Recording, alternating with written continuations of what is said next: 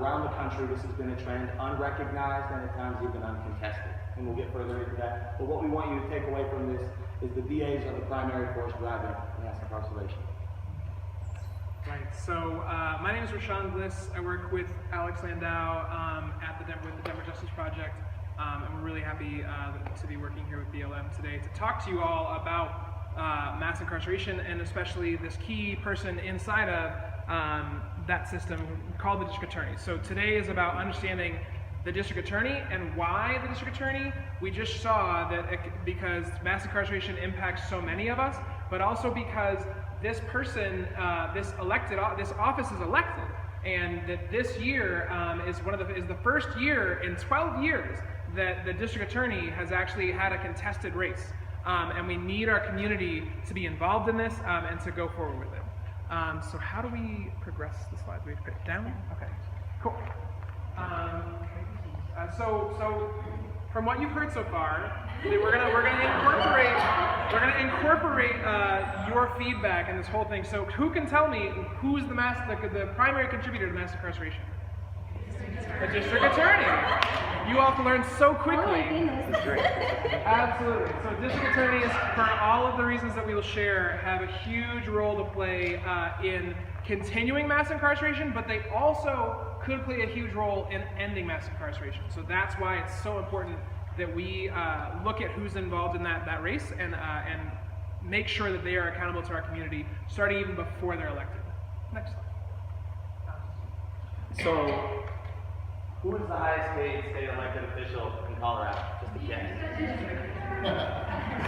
Y'all are so smart. Right. That's absolutely right. The highest paid state elected official, meaning again, you should be accountable to your constituents. That's us. The Denver District Attorney Mitch Morrissey actually advocated for a salary increase.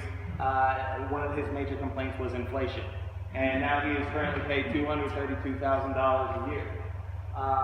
So yeah, again, this is money that comes out of our tax dollars and money that comes out of our restitution payments that are feeding the system. Right. So I'm sorry if you can't read, but I'm going to read most of this to you. So we'll hear. But so let's understand what what justifies that $232,000 that we pay the district attorney every year. So the district attorney's office, the head district attorney is a man named Mitch Morrissey. He has been the district attorney for 12 years running, and he is term limited. That's the only reason he's leaving office, and he will be out by the time this year is over. Yeah, thank goodness. For those who know, Mitch Morrissey has been a blight on our city and on justice, especially for Black and brown and poor communities, and we're just thrilled to see him go. I think we can say that. Again, a really important part of the district attorney is that they are elected by the people, so they are supposed to be accountable to them. This is something that's important to distinguish because a lot of people, it's easy to get confused looking at the legal system, especially if you haven't studied it. There's also a relevant city official called the city attorney.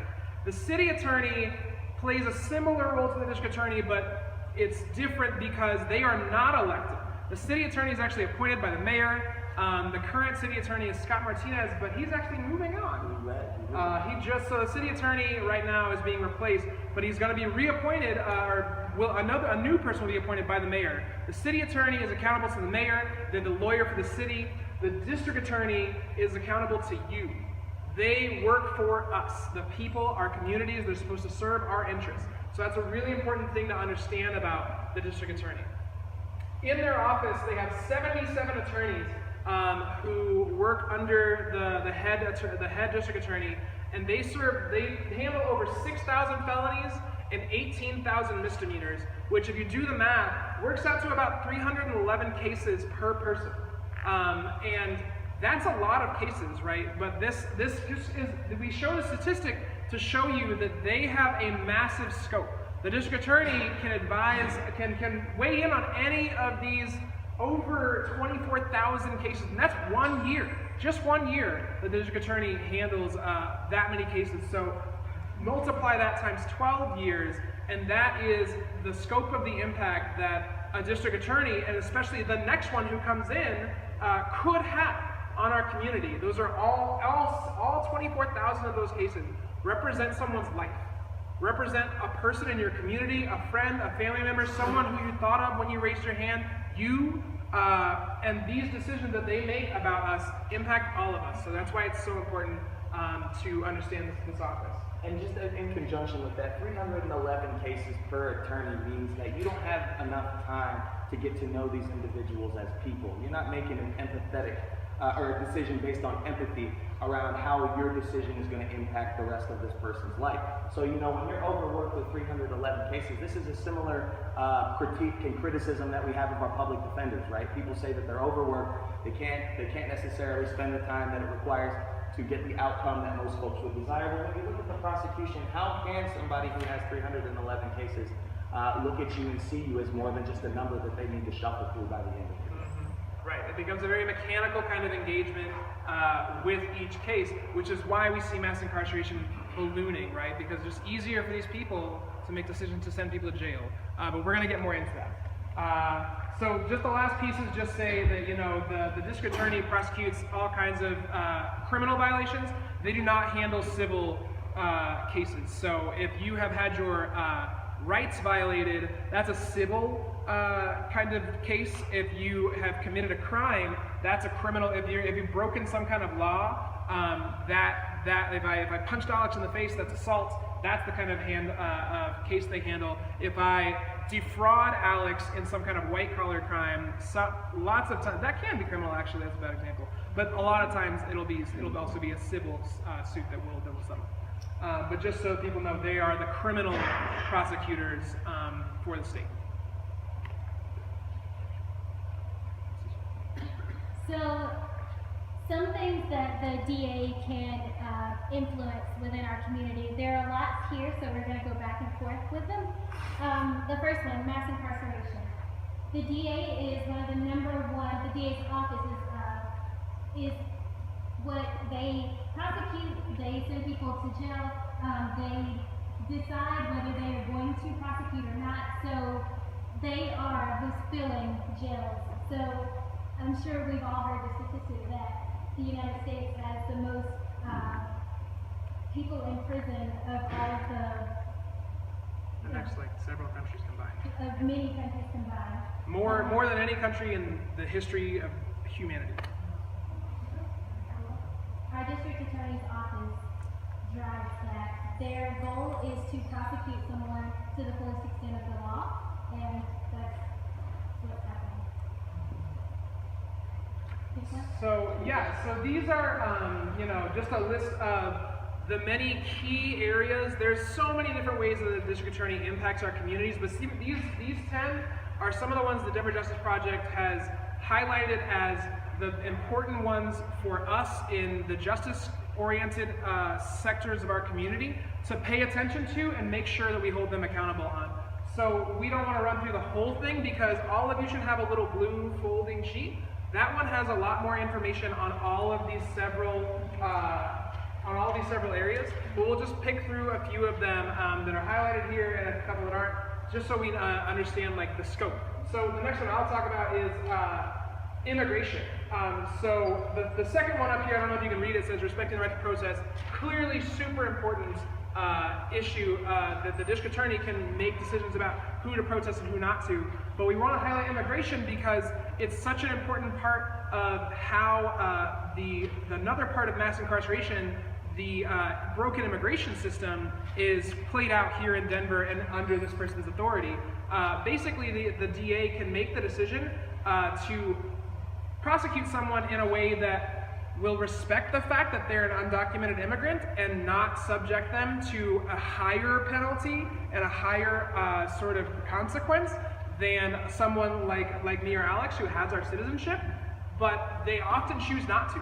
There are tools available to the district attorney to make sure that someone who gets a traffic ticket doesn't end up having that broken tail light or like 10 miles over the speed limit via infraction turn into them having to leave their family and their homes and their country to go back to the place that they originated from, we think that it's incredibly important for the next district attorney to make sure that they make the kinds of decisions in their charging to make sure that the charges they're giving people are what's called immigration safe, which means that they won't experience those extra risks of being deported for something small, whereas you and I would never have to face that kind of thing. Did you have a quick question? Colorado has something comparable to for immigration review in Arizona.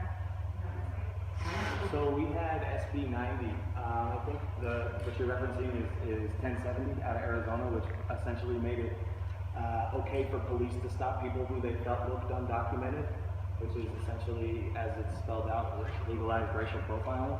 SB 90 was based off of similar components, but the reality is police in Denver are regularly pull people over for the color of their skin or pretextual stops. Did you have something to add to that? Please.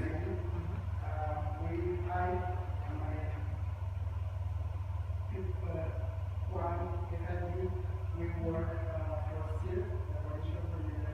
Coalition for Migrant Rights in Colorado, and our coalition and our groups, we feel that is the only. So, SB 90 has been on the books before. SB 1070 was implemented in Arizona, and it was one of the first basically stopping tests for people who might have been undocumented, again. And it has been in the books since 2006, and finally we were able to 2012. So we don't have any more SB 90. Awesome. We won that fight, so We were able to get rid of it, but the frequency of no-shows was still there, and some specific counties were still retaining people because they took undocumented people. and we're still working with the sheriffs in our counties, here in Denver. Aurora is the most significant thing because we have more problems over there. Black people and Latino communities.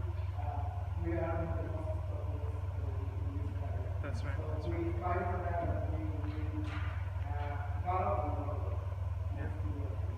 In the ICE detention center, the people who would end up and go through the deportation proceedings is in Aurora.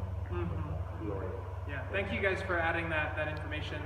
And just like Ariel has noticed, just raise your hand if at any point you've got a question, and we can try to address it. But thank you guys for that clarification, because I hadn't even heard that law had been built. Great. So another component up here, decriminalizing public health issues. And when we say that, we're referencing offenses that don't need to be treated as crime, right? So people who are experiencing homelessness, people who are suffering from addiction or behavioral impairments, those types of things should be viewed as public health concerns and should be treated as such and should not be ridiculed, demonized, and subjected to the criminal justice system. We've actually had multiple cases here in Denver where homeless people have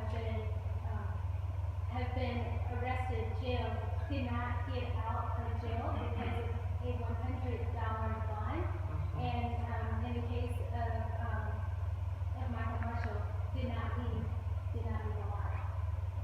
Right. No one should be in jail because they are homeless or because they have a mental issue or because they can't afford $100 to get out. Which brings us to number 9, which is bail reform. Another thing that, just like decriminalizing public health issues like homelessness, drug addiction, and mental health, the district attorney can use their discretion to also push for the change of the way that we do bail in this country.